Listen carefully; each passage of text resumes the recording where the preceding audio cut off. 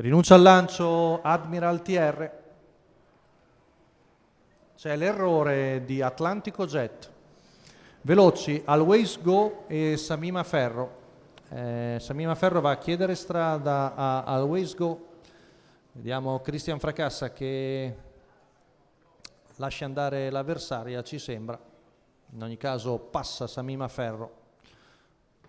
Parziale c'è comunque stato perché viene fuori un 14-1, quindi davanti Samima Ferro su Always Go a una decina di metri segue Achille Ajet davanti ad Adelasia che è filtrata lungo la corda, mentre vediamo di fuori Admiral TR. Arriviamo ai 400 in 29 secco, sempre in vantaggio la cavalla tedesca, la figlia di Love You, con Alessandro Gocciadoro che ora rallenta in maniera vistosa su Always Go, mentre avanza al largo Admiral TR. 600 in 44,8, passaggio davanti alle tribune, solo Admiral TR di fuori, gli altri sono tutti alla corda in fila indiana. Samima Ferro, Always Go, Achille Ajet, Adelasia, poi l'otto di Zitomo, mentre accenna a spostare al largo anche Zea.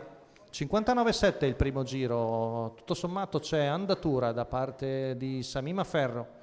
Admiral TR gradatamente si porta al sulchi della battistrada, che nel frattempo è arrivata al chilometro in 1.14,9, sempre Always Go secondo alla corda davanti a Achille Ajet che viene stappata, poi Adelasia, siamo sulla retta di là con Admiral TR che fa sul serio, sembra già sul punto di poter passare 400 metri dalla conclusione, frazione in 14,9, Admiral TR in vantaggio, Samima Ferro ha già accesa la spia della riserva, attacca Always Go mentre Achille Ajet sposta all'esterno, siamo a poco più di 200 metri dalla conclusione con Always Go che attacca in maniera decisa Admiral TR, retta d'arrivo, Always Go all'attacco, Admiral TR cerca di difendersi, ci prova Cristian Fracassa, ultimi 50 metri ma Admiral TR ha ancora un sussulto, alla fine si getta di galoppo.